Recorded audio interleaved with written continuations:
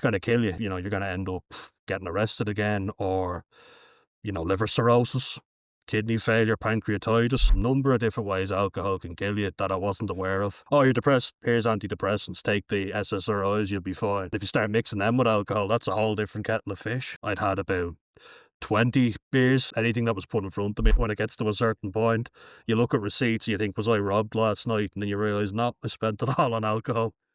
It's unbelievable. 50 days sober, but his story isn't about numbers, it's about survival. From arrests, fights, and blackouts to sitting on a railway bridge, ready to end it all. Daniel has stared down the darkest sides of alcohol. Daniel, I want to start right here. Why, after so many rock bottoms, did you keep going back to the bottle? Hi Megan, thanks for having me on the show. I would say the main reason why I've decided to finally take a break from alcohol is because there's been enough warning signs that I chose to ignore. There's plenty of rock bottoms that should have given me the warning to stop. But I always found myself so anxious, and in the moment, yourself, you're just craving something that'll take away the nerves. And only August 8th, this year, I decided to myself, I would have had a better time without the alcohol. I didn't need it. I only had 4 beers, and I was like, this is not giving me the same buzz it used to. And I'm with friends that I like. I'm in an environment that I like. I always hated nightclubs, and yet I'd go to them all the time because I thought, that's where you'll meet the love of your life. And that's what everybody kept telling me. But then I'd find myself drinking way too much alcohol up to like 5 a.m. in the morning. And I just thought, the more I do this, the sooner I'm going to die. I start thinking to myself, I'm nearly in my 30s now, and if I keep going this way, the hangovers are going to get worse. I'm not going to recover as faster. I'm not getting any younger. So also a few arguments with my family. The last people you want to fall out with made me finally think, we can't keep putting them through this stuff, Enough is enough. And luckily there's so many sobriety channels like yours out there that are saying to people, you're not alone. It's not giving me the same hit that it used to either. My life's better off without it, to be honest. Yeah, I think a lot of people don't realize that they are better off without it. Until you step away from it, I don't think you realize that. So you said you've had multiple rock bottoms. Which one scared you the most? And like the one that made you think, I can't keep doing this? So when I first realised it was problematic, and this is when I started trying to get sober and then would fall off the wagon. But what stopped my regular drinking was when I went on a family trip to Holland, the Netherlands. My family over there, and we've been loads of times. I'd had a difficult time in university, and I just finished for the year. It was actually December 13th, so Friday the 13th in 2019. I should have known that it was going to be a bad day, but it was a stressful trip from Dublin Airport to Schiphol in Amsterdam, and as soon as I got the train into Utrecht, where my family are from, I just start laying into the beer. I start just having one after the other. All my family had been there for hours already. They all flew in together. So they came in from Ireland, and I was thinking to myself, I don't want to go to bed yet. One of my uncles was still staying up, so I stayed up with him. He was drinking like gin and tonics or something heavy, and so we stayed out till like 4 in the morning, and we got locked out of our accommodation. So I started like banging on the door to get in. Someone called the police, and then I was actually kind of laughing, thinking they're not coming here for me. Next thing I know, I'm being put in the back of a car, and I'm there thinking, I didn't do anything wrong here. And then I woke up and they showed me footage of what I'd done the night previously. And I was like, oh, holy shit. And when the hangover hits you, the nerves hit you, and the fear hits you, and you're like, oh my God, I don't remember what I did at all. I have no recollection of doing this whatsoever. That should have been the warning sign. But then COVID hit. That was a very uncertain period. About 6 months later, so May 24th, 2020, I remember just, with a few friends are ripping into you a bit too much, and you're kind of like, I'm not having this anymore. I left the house, and I was feeling very low, and I said to myself, like, I'm not planning on killing myself, but if something did happen, I wouldn't stop it. And then a friend insisted on coming to me, and I was like, get away from me, I don't want anything to do with you. And he said, what's up with you? And I just said, I can't do this anymore. And I saw a car coming over the brow of a hill and just ran towards it. And then luckily, by the grace of God, like really, the driver slammed on the brake, and he obviously thought I was someone who was trying to have a joke, or it was a practical joke of some kind, because he started screaming at me. I start screaming at him, "Why didn't you fucking hit me?" And I was there Uh, saying, "Why didn't you hit me?" And then I remember just kind of getting on with life. When people would say like they broke down, that should have been a breakdown, but I don't know how I kept going. But then it caught up with me years later, and I tried to get sober one year. Then we moved house. I put on a lot of weight. And yeah, only a few months ago, I found myself on a railway bridge after a few beers. And I still drank a few weeks later after that. But I realised, as I said to you before we started, my life is better without it. And I actually would have still enjoyed mm, myself. Why the hell did I drink that day? I was kind of annoyed at myself because I said, "You were on a railway bridge a few weeks ago, and now you're having a few beers after saying you're going to get sober. Like, what are you doing?" And I was right. like, "No, you've been 6 weeks sober before this. You're going to do it again, and you're going to keep it up this time." You know what I mean? It was like, no more bullshit. You have to do it now, because it's not giving you the same buzz that it used to. It's not making you feel as good as it used to. And it's going to kill you if you don't kill yourself. You're going to end up getting arrested again, or, liver cirrhosis, kidney failure, pancreatitis. Those are all things I hadn't even considered. So there's a number of different ways alcohol can kill you that I wasn't aware of. Same. Yeah, and that's even without doing it to yourself, because it damages that organ, the brain, which is obviously very Yep. important, and does a lot of damage to that. And the more I Mine's reach still that, the more, repairing. yeah, we're all repairing, aren't we? Jesus. But I was there thinking, I'm 27, like, I'm still young, so there's going to be more occasions where I'm going to be invited out to drink. I look at a lot of people, like a lot of channels, where some of them are English and some are American. Some people have stopped because they have liver disease and have to stop. Some have pancreatitis, and a lot of them were older men. So when I found your channel, I was like, oh, somebody who was young and trying to quit alcohol, for a better life, not because they have to, medically told to quit alcohol. I was kind of like, everybody here is being medically told you have to quit or you're going to die. I don't want to get to that stage. Yeah, I think I get some backlash from a lot of people actually because they tell me you don't know what you're talking about, and Yeah. she just decided to quit one day. It wasn't like that, and there's a No. whole 21 years really bad moments in my life where I should have quit several times. Yeah, and that's the thing. Like, you really, everybody thinks, oh, after this moment or that moment, I should have quit then. But as I've said there, those are extreme events that can't be ignored. And I've been watching your Right. channel. I was actually really interested watching your one where you were talking about the camping trip, how you said alcohol ruined you, and you were just saying how you were able to get up earlier, fresher. You know what I mean? You're not waking up Yeah. groggy and eating bad food, and that's the thing. You're not going to get the same buzz that alcohol gave you, but you're going to appreciate the little things in life a hell of a lot more, and I really do. And I'm not just saying that. I know it sounds kind of cringy, but I genuinely mean that. I appreciate Yeah, everything a lot more. exactly. Exactly. You're more present, you're more clear-headed. I mean, there's Yeah, a whole journey ahead of us, and, I'm still learning.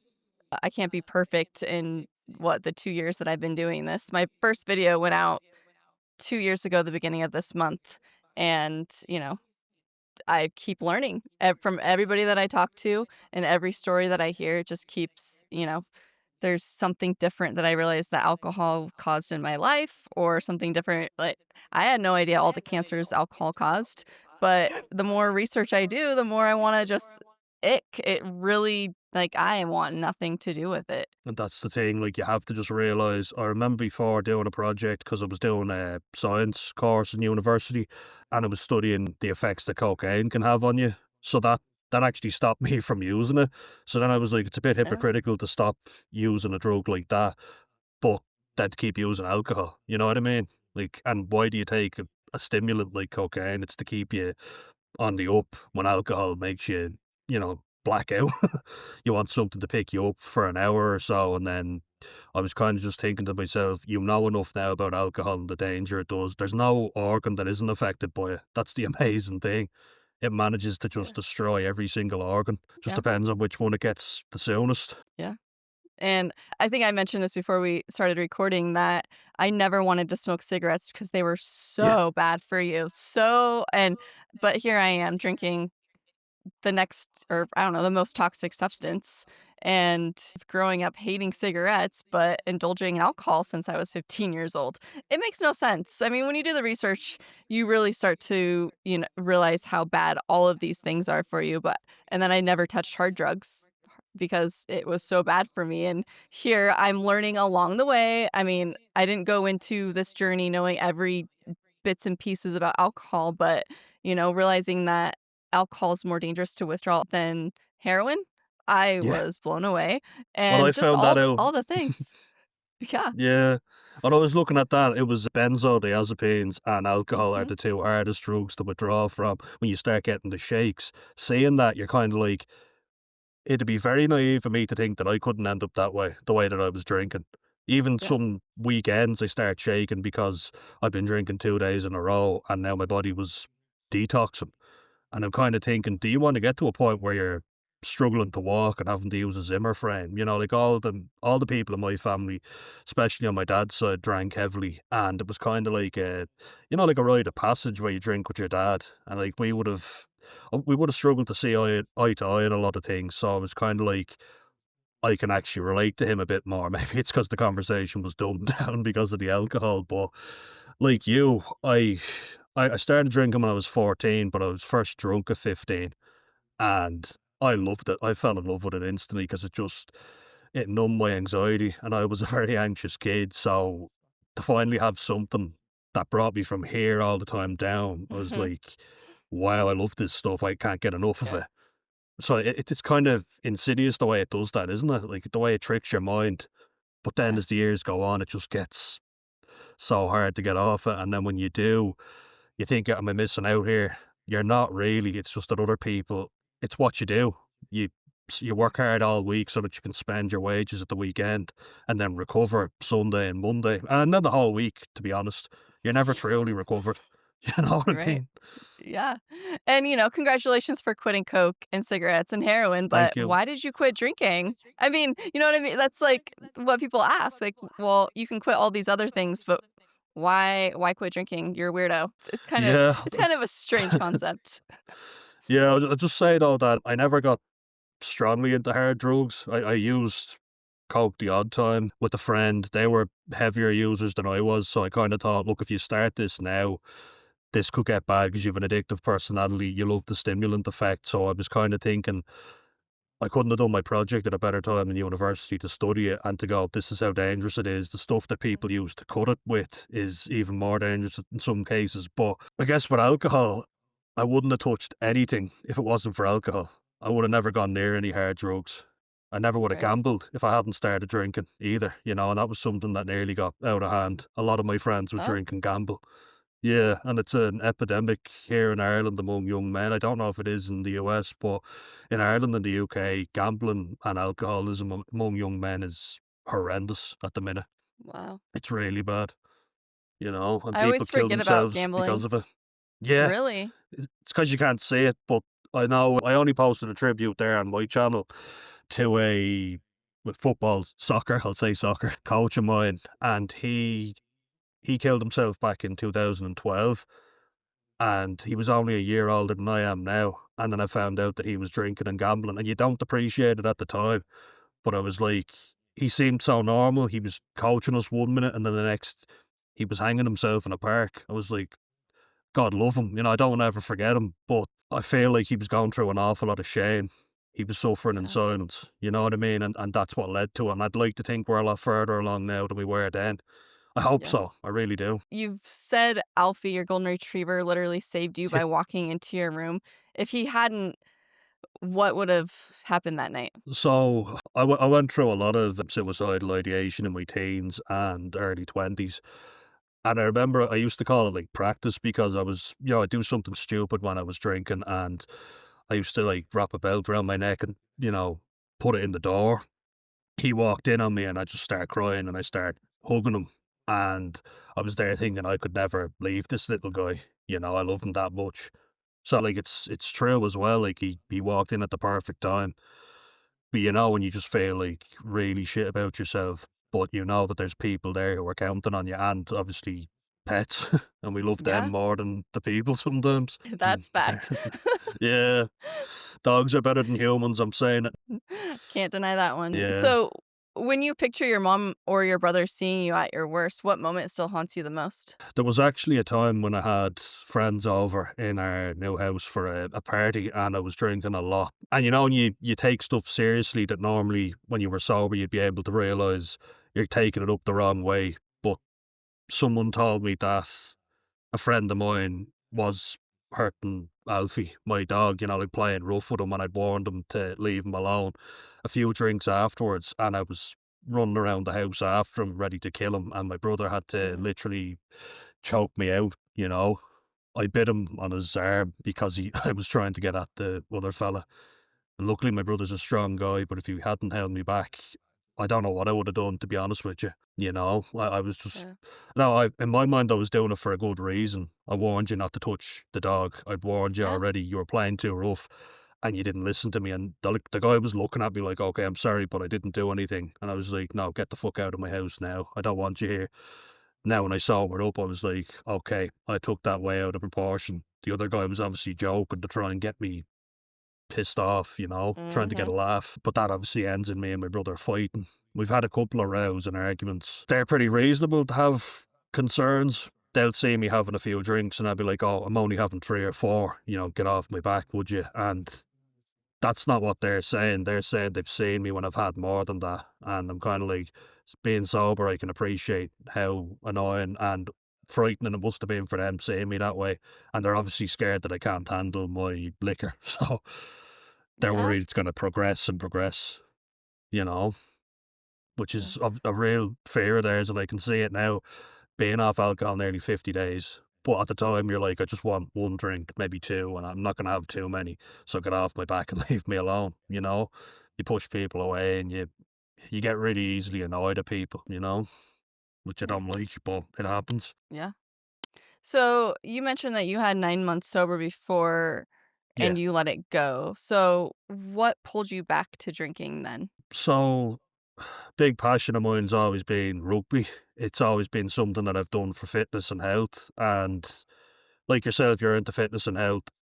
But I think the culture with rugby, especially as you get to 18 and you start playing with men, it's a massive drinking culture. Mhm. So I used to get very anxious before games anyway.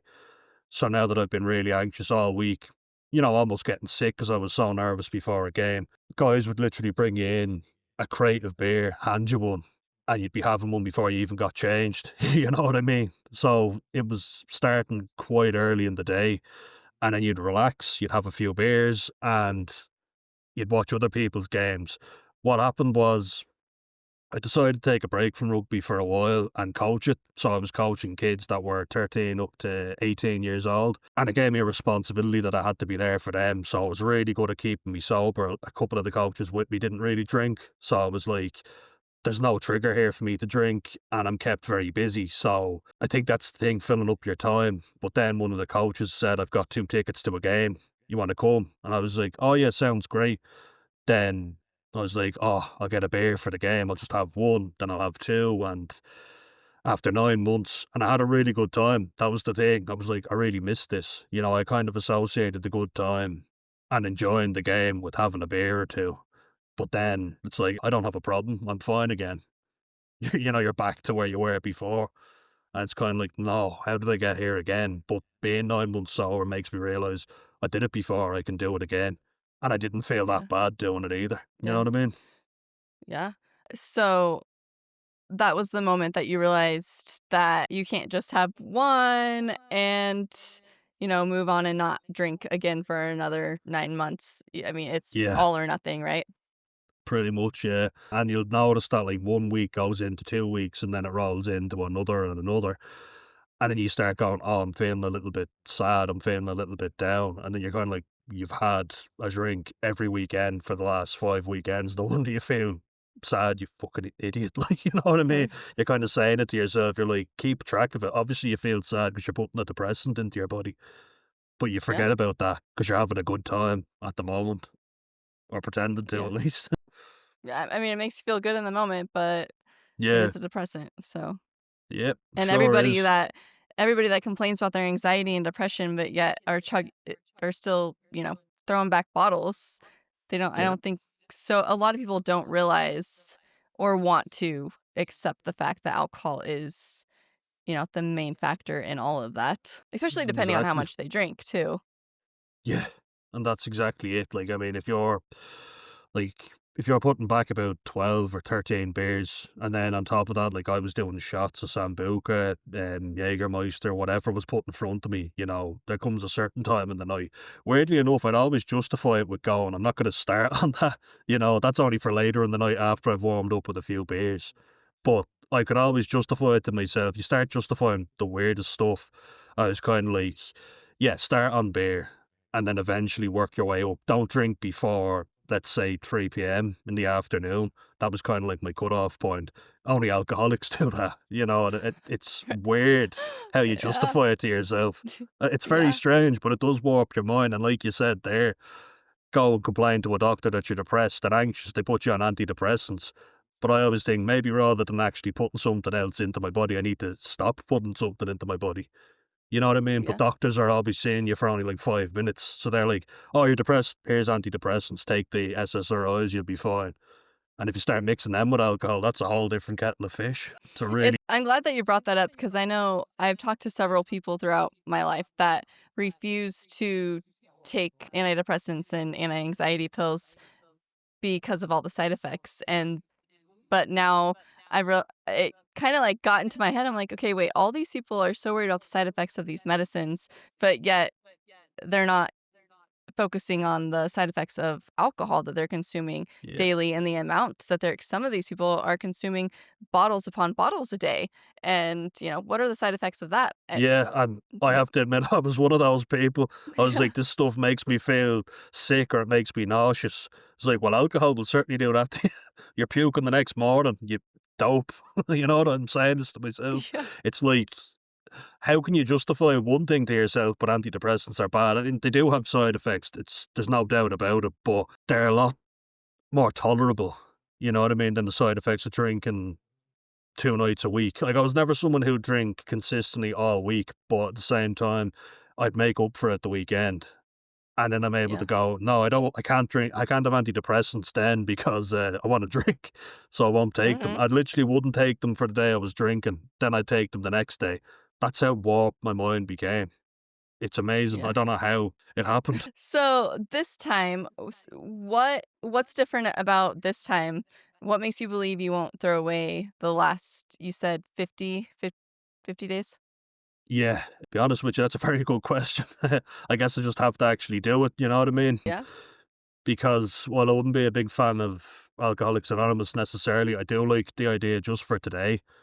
That motto really has stuck with me, and I'm kind of like, if I worry too much into the future and go, oh, I'm going to not drink for the rest of my life, oh my God, the nerves, what'll I do? I'll go have a drink. Hmm. So I just kind of go to myself, take each day as it comes, try and keep every day busy, not too busy, but try to keep stuff in your life that you enjoy. And I also think to myself, I hate the rushing around trying to get to a different location when I'm drinking. If you're meeting your friends somewhere in a packed bar or nightclub, I kind of think, well, I don't like those places anyway. So I wouldn't be anxious to begin with if I didn't go to those places. So I won't go there. And then I don't need to drink. I'll meet them in a more relaxed place. And as Yeah. well, I need my sleep. So if I get home earlier, I'll be able to sleep. It's kind of things I do to stay on track, just to keep me sober, is to go. I won't be able to go on my walk. I won't be able to go for a swim. I won't be able to cycle. Those are all the things I know now that I need to do to stay well, which I wouldn't be able to do if I was drinking all the time. And I think that's finally sunk in. I hope. I just Yeah. hope that it stays in this brain of mine for long enough for me to go longer than 9 months. Hopefully a lifetime. But I have to Yeah. take it one day at a time. I think, yeah, a lot of people ask me that question, and, I think I don't know, like 4 weeks, 3 to 5 weeks into my sobriety journey when I realized that I did not want to drink anymore. So at that moment, I think I still was saying, well, I can't say never because I don't think any of us can actually say Yeah, never. The intent is exactly. never. But I promised myself that I never want to drink again. And the more I get away from alcohol, the more distance I have between me and alcohol, the more I realize how destructive it is to me and the people around me. And I've seen it affect so many people. And it just, I don't want anything to do with it. And like I think we were mentioning, like the poison of it, you know, Yeah, just put some poison in a shot glass and let me take a shot of poison and, call it fun. That doesn't sound exactly. fun to me anymore. That's the thing. You wouldn't start drinking a load of window cleaner. Well, I mean, I've heard of people who have or turpentine Yeah, when they get to a severe enough level, but I mean, any sane person wouldn't do it. You know what I mean? So, like that, it is poison. I have to keep reminding myself of that. And while a lot of people do it, I think that's what makes it really hard. Just something that I might mention is because everybody else does it, majority rules. So most people hmm are doing it. Most people, at least in Western culture, say it's all right. So I'm not doing anything wrong by doing it. If anything, I'm a weirdo for not doing it. You know what I mean? Because you yeah, get to a certain age and it's like, okay, now I'm old enough to drink. And I drank when I wasn't old enough. So now I can actually go into the shop and buy myself some beers and it feels good. What do you do when you relax? A lot of people, I heard something very interesting where people try and give up cigarettes, like we were talking about, and the actual putting the fingers to the mouth, taking in the deep breath. If they try and practice that with something else, it's mad how psychology can work, but they actually think of yeah, putting the cigarette to their lips as relaxing, then taking the deep breath. But if you saw someone outside just working on their breathing exercises, you think they were a weirdo. It's just, but you're putting this poison into your body, and that's normal. This rat poison, that's okay. But somebody out practicing breathing exercises is a weirdo. I just thought, how does that work? You know, yeah. it's just so strange how people think. That's why it's hard to break out of the mold. So this time in your sobriety, when people ask you why aren't you drinking, what is your answer? That's a good one because usually I'd say like I'm on tablets or something like there's a thing we say in Ireland. It's like anything to justify not drinking. Are you on pills? Are you driving? Or, do you have to be somewhere early in the morning? Are you working tomorrow? And I'm kind of just saying, look, I'm not drinking. It's not good for my head. A lot of my friends have seen me now at my worst, so I don't have to say an awful lot with them, thankfully. Just Yeah. saying it's not good for my head. I'm better off when I'm not doing it. And they say, look, you're still a good laugh when you're not doing it, and no problem at all. I think being honest with people is very underrated. Like just saying, not feeling great, I won't be out tonight. No problem. It's when you start saying I'm gonna people please, and you talked a lot about that in the video where you say how alcohol was ruining your life, how you were people please, and I was doing the same thing. Every birthday I'll be there, every party I'll go. I didn't want to let anyone down. If hmm someone said, "Oh, you should see Dan on a night out, he's a great laugh," I'd always say, "Oh, well, now they expect me to be a good laugh, so now I have to drink." Now I'm kind of like, "No, I don't have to impress anybody." And one thing someone Yeah. said that really stuck with me was, "You're a human being first, and that's enough." I was like, "That's a really good saying," because you're kind of like, you don't have to do anything. Your actions don't matter. You are enough just by the virtue of you being alive. I was like, wow, I never thought of it like that, but it's true. And then everything you do after that is an added bonus. You know what I mean? That's the answer I was hoping you said, because a lot of people have asked me, "What do you say?" And you have to be honest. I don't drink. Yeah, If you yeah, keep telling people and yourself that you don't drink, I think it just, gets into your brain and eventually you don't drink. Why do we have to yeah, make up these excuses? I understand in the drinking culture that we live in, it is hard to overcome some of these questions, but why is it anybody's business? exactly. They don't need to know. I'm not Mhm. doing it. I don't drink. And then if people go, are you an alcoholic? It's no, I just don't drink. That's why I don't really like the label alcoholic. But I understand why some people would say it because some people are like, I physically can't do it or I'll die, kind of to Mhm. get it to sink in. But I often think I don't want to say taking the responsibility away from yourself, but it's kind of going, look, I am this label. And then everybody looks at you as someone who took it too far and can't enjoy their life anymore. It's kind of hard to Yeah. explain, but I think we've enough labels in the world nowadays without adding more. It's just like you say, just say to people, no, not drinking, that's fine. I'm leaving at this time. If you Yeah. want to be in my company, that's fair enough. And if you don't, fine, because I'm enough as I am, you know? Yeah. Do you still crave the chaos, like the blackout weekends, the fights, the escape, or do you just crave peace now? Peace is a really good thing. I'm enjoying the peace. Yeah, I do sometimes though get cravings because I'm kind of thinking when I was on dates and things like that. I always think that people look at you funny when you go on a date and and you say you don't drink. You know, like people form first impressions so quick. I find that dates are like job interviews now. You know, and it's like Mhm. if I say I don't drink, what's she gonna think of me? But then I realised I've actually been on more dates where we just went for a coffee or a walk in the park or something. It's like I don't need to do that. But I do sometimes crave the chaos. You know what I crave the most is the funny stories. Because a lot of people will talk to me about, oh, remember the time you did this and remember the time, but you know what? It's always when you did that. And I'm like, Yeah, I'm not here to entertain you. Do you know what I mean? It just feels like, yeah, are you not entertained? You know, and right, Russell Crowe when yeah, when he's in Gladiator, it's like, are you not entertained? I've given you enough already. right. But I really wanna go back to the dating scene because yeah, obviously I'm not in the dating scene. So for those that, are listening, how do you navigate that? And, how was your first couple dates? I don't know how many dates you've been on. So say you've been on 5, I don't know. not But enough. not enough. So how do you navigate that? You how do you set up the dates and like give us a scene of what a date looks like now that you're not drinking? So usually, like, I'll try and meet earlier in the day, so you know at a time that's not socially acceptable for drinking. So let's say, look, I'll be around at about 1 or 2 in the afternoon. Do you fancy meeting up for a coffee or something? Because I have to go somewhere afterwards. And kind of making it, I don't want to say making it quicker because then that makes it look like you want to get away, but also Mhm. the room for would you like to go for a drink afterwards doesn't really come into it. Be honest, the last date I went on, I did drink, so I feel like it's a bit hypocritical for me to say exactly what you should do. But I know that conversations tend to go better when we're just having a coffee. We actually talk about meaningful stuff, you know, 'cause so you might Mhm. have a laugh when you're drinking, but you're not actually talking about anything meaningful. I also think I need to point out that I'm autistic, so dating can be especially difficult for me. Like I'll have sweat pouring down the back of my neck. I'll start getting really tense. That took a lot of self improvement to actually manage. But you can just block that out instantly with alcohol, so it is very tempting. But I guess kind of saying to yourself, you're worth knowing. You don't have to necessarily click with somebody. You might just knock it on, and that's fine. You can shake hands and go your separate ways. But I do find, like, say, going for a walk in the park or a cup of coffee or something, it's better for getting to know somebody. And it's more Yeah. pleasant, it's more relaxed. No date in the world, I just think I should really make this point. No date in the world wants to see me when I was at my worst. They're definitely going to run a mile if they see me like that. So if you think alcohol makes you a better person, it absolutely doesn't.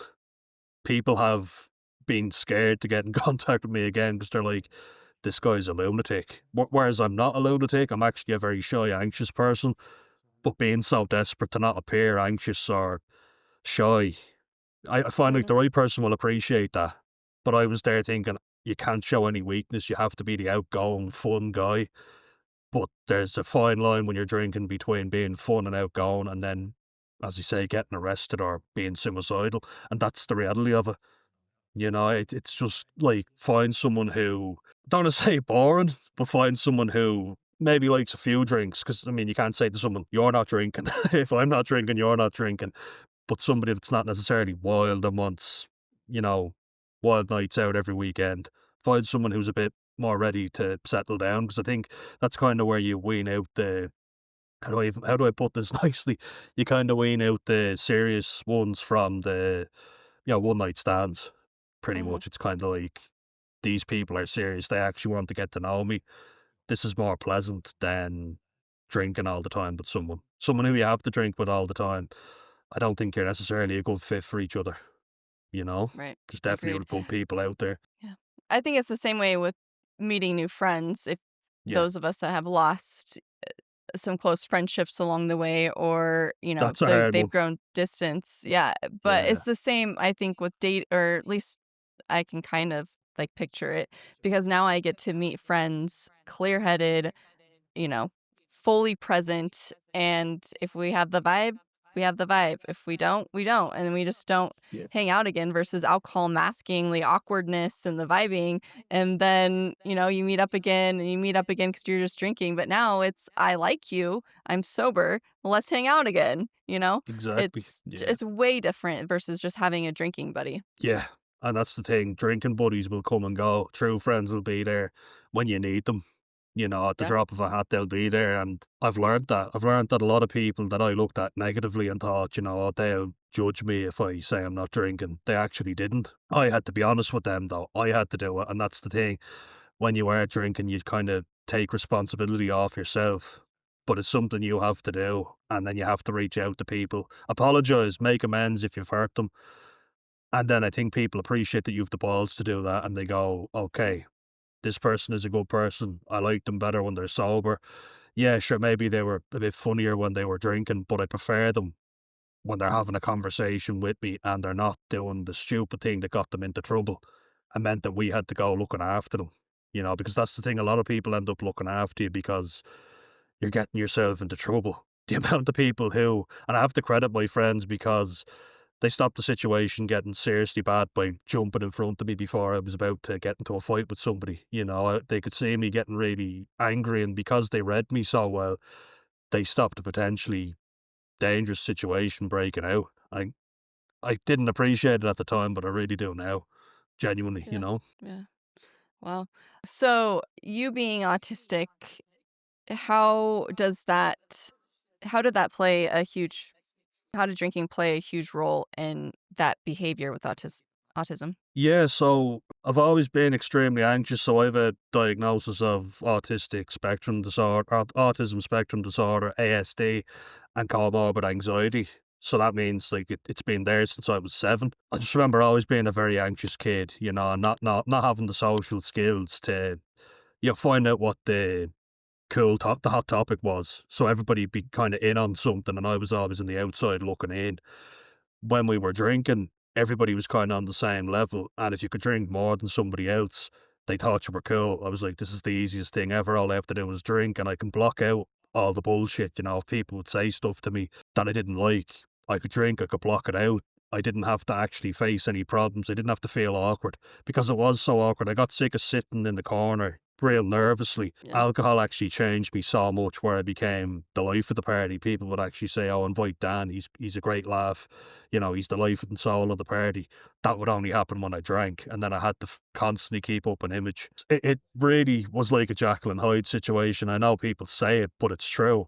And my family have said it to me before. You're a completely different person when you drink, and not in a good way. It makes you start telling dirty jokes, you start being a bit more sleazy, we don't like you when you're drunk.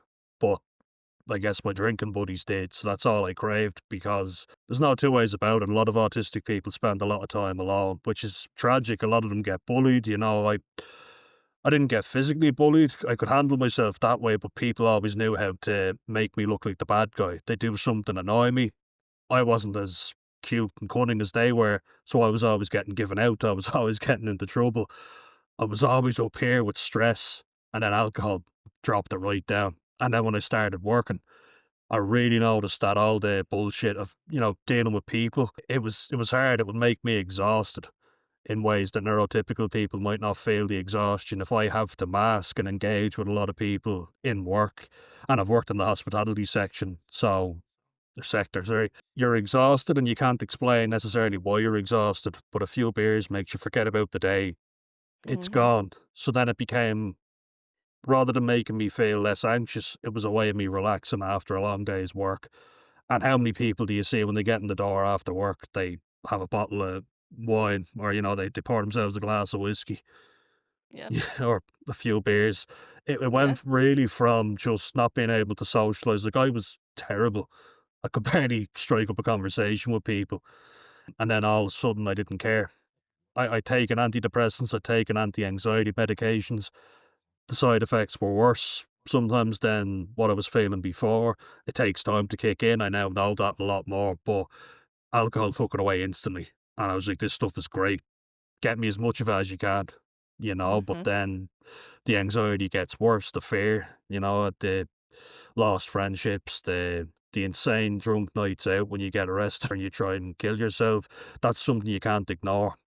But Right. yeah, it was just trying to come out of my shell. I was just always like that. My shoulders were so tight. It was finding something that loosened me up and made me more relaxed. And I think working on life skills can definitely help you with that. And accepting who you are, you know. Yeah, That's something I didn't do for a long, long time. Self acceptance is so important. it is. How much, I don't think we've shared with the audience how much you actually were drinking. What what was your heaviest drinking? Yeah, so it usually happened at the weekends and anything that was put in front of me. So it depends. But to give you an example, I remember looking at receipts that I had from the night previously, and it was 14. We have like, I don't know, do you guys do pints of Heineken? Or what would you serve Dollar. in bars? Yeah. We've like the big pint glasses of Heineken. I had about 14 of them. And then I had, was it about 10 Jaeger bombs? So that's the Red Bull's bad as well, but then you're having the Jägermeister on top.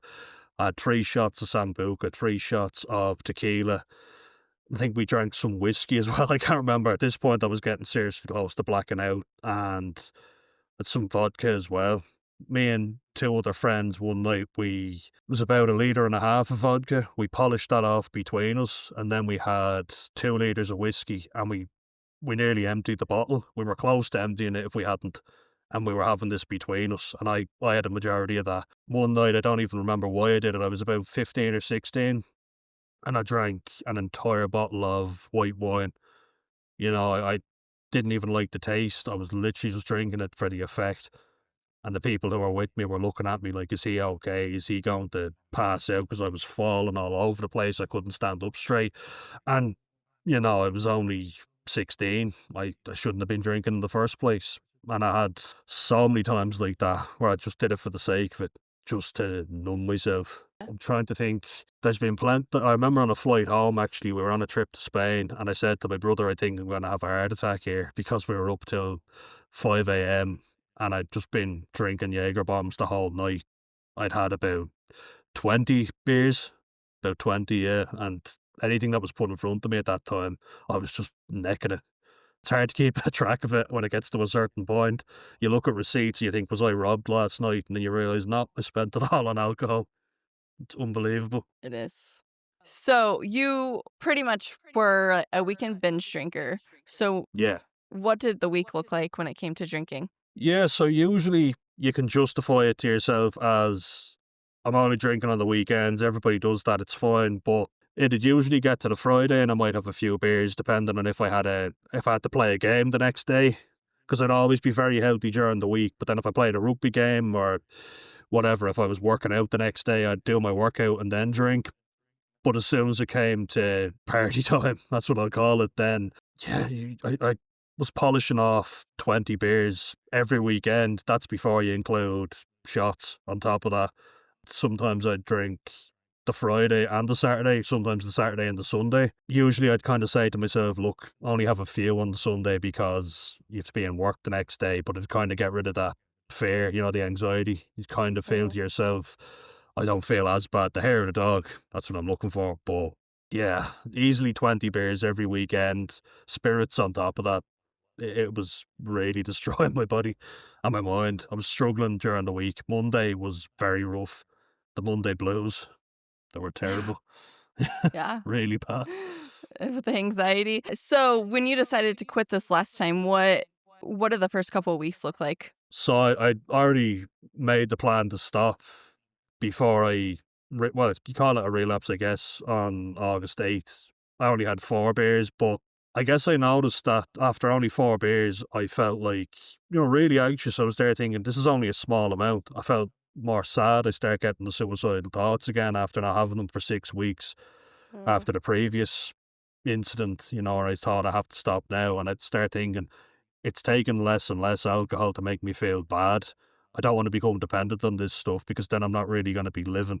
So I have to just take it day by day and eventually life will get easier. And I'm young enough as well that my body can recover. Like the body can do amazing things and so can the liver. The liver's a very resistant organ, thank God.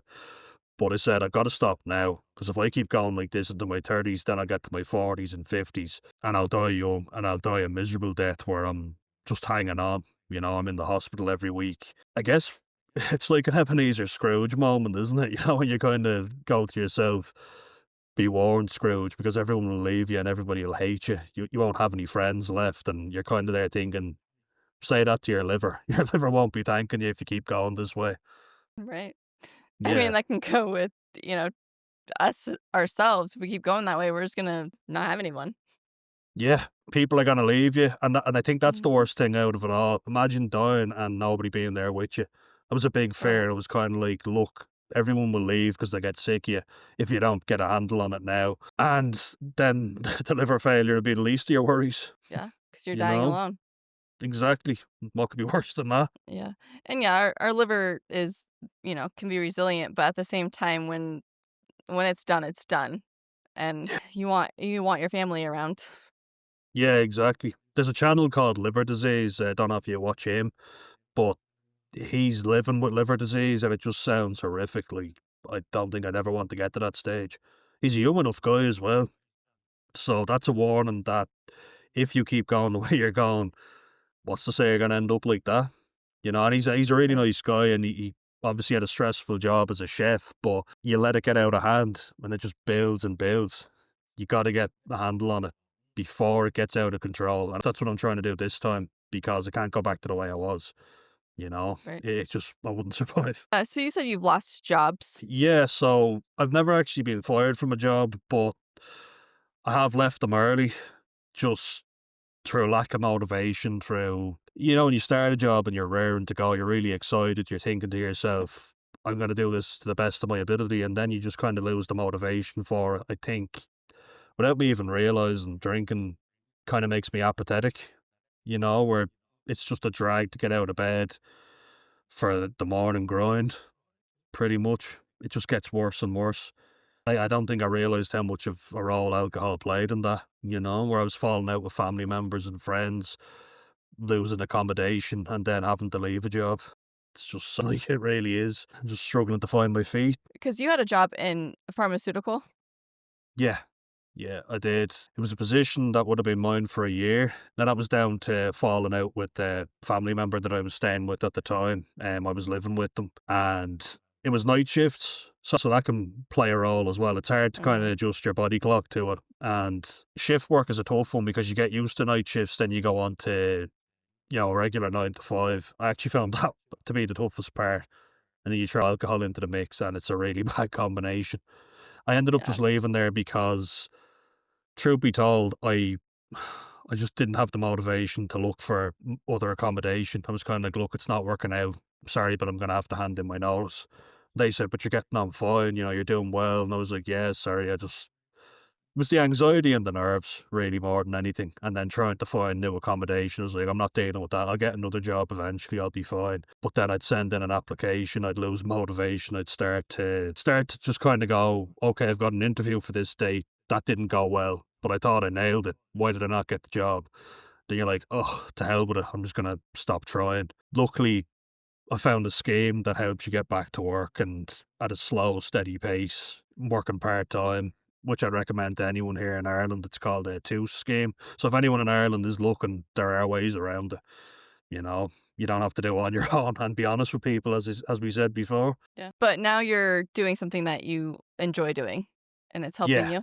yeah, it's very good. Yeah, I'm working with young kids, like so from primary. I think primary school would be elementary school in the US, so like kind of kids up to 12 years old. Would that be right? They're kind of about 4 or 5 years all the way up to 12. And then kind of high school, we call it secondary school age, where it's 13 up to 18. And they can just come in and we're basically a friendly face just to look after them, make sure they're okay. They play a couple of video games or we set up football and soccer. Again, I keep slipping up with that, but it's kind of trying to be a friendly face. They're always youth support worker, but I think it's more of a fancy name for being a friendly face, someone to talk to. You know, and young people really need it. I feel like a lot of people have let down the younger generation, so I feel like it's important that we're not too judgmental, and we let them know that if they need us, we're there. Instead of putting them down, we will listen to them, and if they're struggling, they can come to us because I don't feel like the tough love approach has done previous generations any good. You know, Yeah. just feels like you can give back now in some way. And you mentioned that your relationship is better with your brother and your mom now? Yeah, yeah, it's much better. I think they can see that I'm trying, and the fact that they can see that I'm making an effort makes them kind of realize he's doing his bit. So if he's doing his bit, we'll be nicer to him. We know it hasn't been easy for him. There's been a lot of stresses along the way. They kind of understand why I was doing what I was doing, but at the same time, they're kind of like, get your shit together, you know, Yeah, yeah. which is good. So, what having your YouTube channel has helped you Yeah. this time around, and then what else has helped you, get through these first couple months? I guess having a job that I like, that's not too difficult. Also, walking, cycling. I see swim here in Ireland, which people say I'm crazy for doing because the water can get very cold, but it's a great buzz. Yeah, and we talk about like that dopamine hit that alcohol gives you. Nothing compares to getting in the freezing cold Irish Sea. It's something that not an awful lot of people do, but the health benefits are huge. So you're getting that Yeah, dopamine hit, but at the same time, you're not poisoning your body. Quite the opposite. You're actually doing good for it. And that's something that you don't want to do when you're nursing a hangover. The yeah, motivation goes. You don't want to go for a cycle, you don't want to go for a walk, and you don't want to go for a swim. I can do all three of those things in a way without burning yourself out too much. Being tired every day means you've done something for the day. You know what I mean? yeah, So it's like, I've been active today. It might not be a huge amount. Like I used to exercise a lot, like very extreme. And I felt like if I wasn't doing that every day, then I'm not doing enough. But I appreciate going for a walk and just like we're in the countryside here in Ireland, and I must look insane because I'm talking to all the farm animals. I go over and talk to the cows, and I was like, "You get it, don't you? You understand?" And that somehow keeps me going. It's a great way of doing it, and being in a place where there's a lot of nature, that really uh, helps. Encourage that a yeah. lot to anyone who's trying to get sober. Be out in nature, Mm, it really it's helps me. huge. Yeah, Yeah, same, yeah. same. And then, what's your take on the NA beers? Yeah, I can understand why people say, "Well, would you not just drink the real thing?" But I actually enjoy the taste. So Heineken 0.0 and Erdinger, alcohol-free beer. I actually really enjoy the taste. Like I used to drink Guinness, but I don't like the Guinness Zero. It just doesn't have the same taste for me. But I think if it stops you drinking alcohol and you enjoy a few of them, and like you said, you drink less of them than you would an alcoholic beer. So Mm, you're actually probably enjoying it more and you're not drinking as much. What's the harm? right. You know what I mean? You're Yeah, literally like consuming alcohol free, so it's not doing any damage. But at the same time, for me, having something that looks like a beer in my hand, I'm like, I don't feel as awkward. Because it used to be a big thing for me where I'd feel awkward as hell when I didn't have a beer in my hand. Now I look like I have one in my hand, but it's alcohol free, so no one has to know. You know what I mean? It kind of reduces the yeah. anxiety of being out with friends if they're drinking anyway. Yeah. I feel the same way. As long as I have something in my hand, I'm comfortable because, I never been a smoker, but I feel it's very similar to when people smoke, they have that constant motion, but Yeah, being a the drinker, you fingers have to the something in lips. your hand. Yeah, but when you're a drinker, you have always had something in your hand, right? So Yeah, now whether it's a club soda or a pretzel or a lemonade or an NA beer, eh, I don't know, something. yeah, It's like that little blankie. That's what I kind of it's good, isn't figured it? out.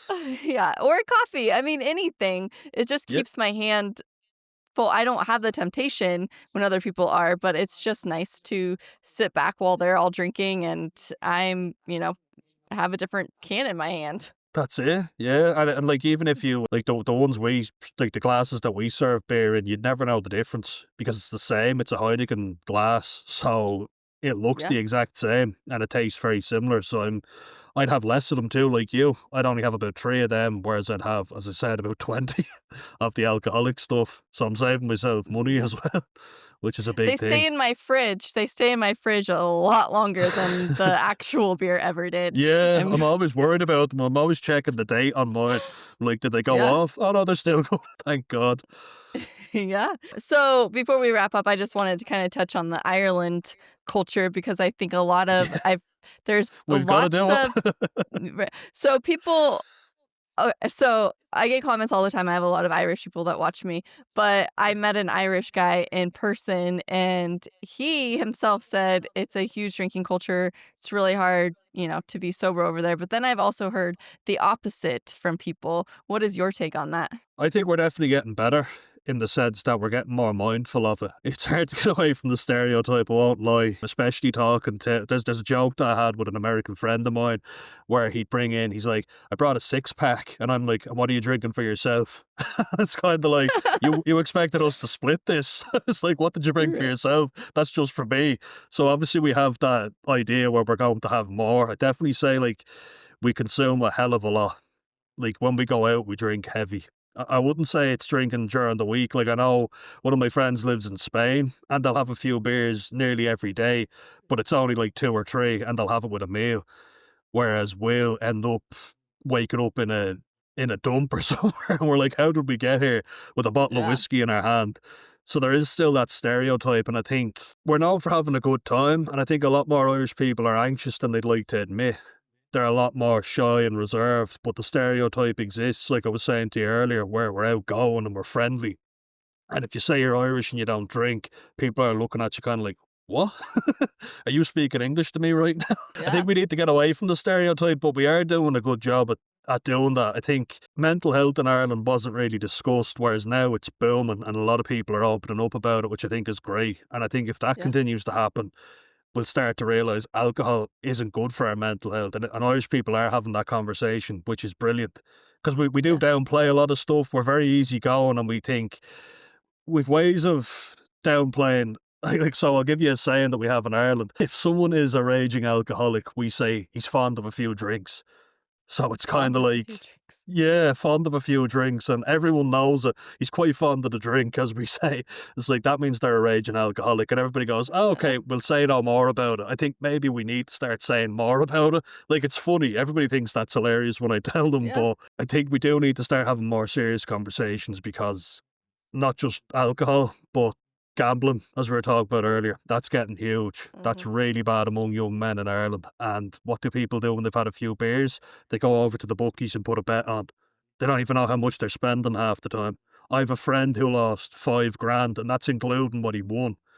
In total, he lost 5 grand in betting because he'd be doing it on his phone. He'd be typing away and be saying, oh, well, I stick a bet on for you as well. Okay. And you couldn't get him away from the phone. He'd always be there. And he's like, who are you texting? He's like, I'm putting a bet on. Like, get away from the phone, but when he Yeah. drinks, he does it even more. So it's a bad combination. Yeah. Really bad. I'm glad that you brought up the gambling because, I guess my main focus is alcohol, obviously.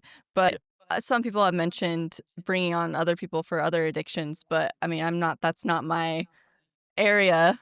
Yeah. But Yeah. it is interesting to hear how everybody else got over the other addictions also. I've had somebody said you should have talk about porn addiction, which I mean, I forget all these addictions that are out there Yeah, because that'll be a my weird main focus is conversation, wouldn't alcohol, right? it? Exactly. So like we have gambling, we Oh, have, I mean, there's just so many. And I've had actual like distant family that has a gambling addiction yeah. also. I've had friends that their parents are, have gone to Gambling Anonymous. Yeah. But I mean, it's a scary world out there how we can get addicted to something so easily and we don't realize how bad it actually is for us. Yeah. A lot of us went into drinking, not really not realizing how bad it is or was for us. Some don't even realize how bad it is for them still. But, it's nice to like realize when something is bad for you and then maybe you can start working on yourself to get away from it. So, what would you recommend for those that are just starting out on their journey? I can't recommend channels like yours highly enough. There are other ones out there as well, and I think watch them because you'll realise you're not alone. The worst feeling in the world is thinking you're alone. So actually hearing someone say, I used to have a bit of fun with friends, then next thing I know I'm waking up in a police cell. Hearing those stories and kind of going, you're not alone. And if you get ahead of it now, you could have a much happier, more fulfilled life. You can Yeah. lose a job because of your drinking. Lots of people end up really sick. A lot of people downplay how much alcoholism leads to their illnesses. You get the Mhm. flu easier, and as well for me, having stuff to fill up my time during the day so that I'm not looking at this all the time. This Yeah. is really a huge source of anxiety. I've deleted Instagram so many times and then got it back because when you're comparing your life to other people's, you start Yeah. to go, I'm doing okay, but I'm not doing as well as that guy, and then that guy might be suffering in silence and and you don't realize the thing about social media that I feel it could be used for is connecting, like we're doing here, like you're in America, I'm in Ireland, but we're having a positive conversation Yeah. instead of always comparing yourself and looking at how I'm not enough, how I'm not adequate enough. Like I had an eating disorder as a man, which I never even realized until I started looking at people talking about their stories because I thought I could never be thin enough. I've always struggled with my weight, so I would over exercise and starve myself pretty much. And that's not something that men talk about, but there's a lot more men suffering from it than we think. And also likewise, there's a lot more women suffering from alcoholism than we think. So I Yeah. guess just having that conversation, I think being open with people, we have to do it. And if people aren't willing to be or to accept you for the way you are now, you've got to cut them out. That's not easy. Like I will say, that's very difficult. I've struggled with losing people, but realizing these friends are not good for me, and it took me ages to realize it. But when I finally did, I was like, it's going to be hard now, but you'll benefit in the long run. And channels like yours, if you reach out to people, there's so much support there. You don't have to do it Yeah. alone, which I think we keep saying, but a lot of people still don't realize you don't have to suffer alone. It's the No. big thing I would say. Yeah. Like getting sober in silence is not, I don't think it's helpful, but I mean, everybody does it their own way. So, Yeah.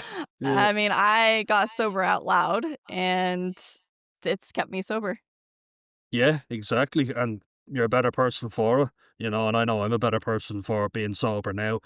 And I'm a good conversation as well. Like I'll have a great conversation with someone when I'm sober, but when I'm drinking, we talk about the stupidest shit. Like it means Yeah. nothing, It just has no bearing on our day. I don't know. I don't know. I talk about the weirdest stuff when I'm drunk. I don't know about you. Some Yeah. strange conversations that I've had. Yeah. That's a whole nother, whole nother Yeah. topic. I've texted a lot of uh, people too while drunk. Oh, I mean, I got rid of Instagram and Facebook, but I mean, back in the day, I would just post and comment and just be an idiot when I was drinking. same. But Yeah. where can they find you on YouTube? Yeah, so I have a channel, it's called Folly Pour Un, it's like Joker, Folly a Jew. So I'll spell it out just in case people's French isn't great. So it's FOLIEPOUR. Yeah. And then So you can find we'll put it in the description or tag you in it so then they can find lovely. you there. If But anyone's I really wondering though, it's a picture of me with my dog at the beach, which you'll find many of, which is yeah, better dogs than are posting a picture with a fake friend. exactly fake She's my friends. best friend. Yes, I have a golden retriever. Yeah, Oh, lovely. she's my world. They're But just the I best. really they are. I really appreciate you doing this and coming on and I sharing your appreciate you having journey me on. Thank and you. they can go follow you and find out more about you on your channel. Yeah, absolutely. And don't suffer in silence, guys. It took me ages, like, to come out and realize that, look, you're not alone. There are channels like yours where, you're 2 years, so it is possible. And I've done 9 months before, so I can get there again. And there's plenty Yeah. of people who are saying, look, alcohol is not for me anymore. It's ruining my life. You're more Mhm. active for it. And I will say one thing as well before I forget. If you've an addictive personality like me, put it into something good. Like I'll post way more videos than a lot of people, but I'll put a lot of time and effort into it. And people are like, how do you get the energy? It's that addiction. I'm kind of addicted Yeah. to good things now. So switching that up, using the addiction for something good and helping other people out is definitely something I can recommend. I So, I agree with you on that one. Put all your energy into something good exactly. and, whether I don't think it's a bad addiction to be obsessed with getting, stuff uploaded on YouTube to help other people. Yeah. Exactly, and a thought will just come into my head, and it's like a light bulb moment. It's like, oh, better go share it with everybody else. And they're just like, how do you post so much stuff? I'm just like, Yeah. because I get the randomest ideas, people relate to it, and then they go, I think like that as well. And you're like, ah, let's have a joke about it. It just helps you connect with people. Any way you can connect with Yeah. people is never a bad thing without alcohol, I would say. Exactly. Well, everybody should go check you out and, Thank you. I'm excited to see your journey and how far you come and how many people you end up helping. Thanks very much. Hope to help a lot of people in Ireland anyway. And thank you very much because you've helped me. So I really appreciate it. Thank Thanks, you. Megan.